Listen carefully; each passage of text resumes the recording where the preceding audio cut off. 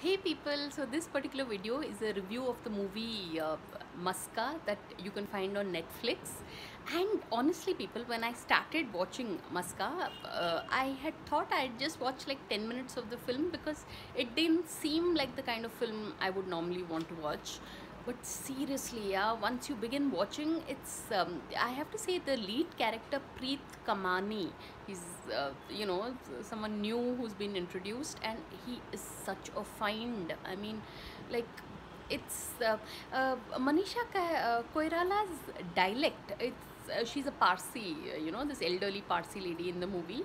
So her dialect is pretty good. It's really good. But I think the way they've dressed her up is not keeping in it's a very 1970s look, which is difficult to digest in today's times. The Parsi community is one of the most fashion forward communities you can find, yeah, and Parsi community in Mumbai, that too.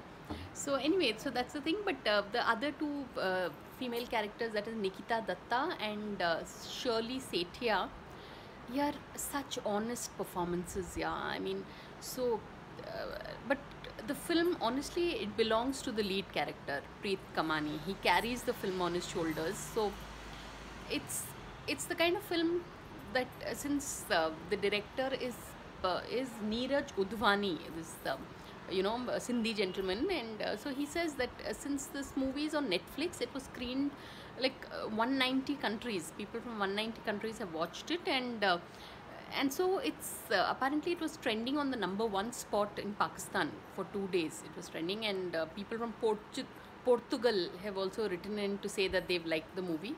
So it's a very sweet, feel good sort of film.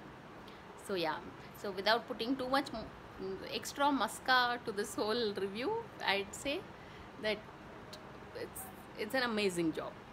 So on that note, thanks for watching, and please subscribe.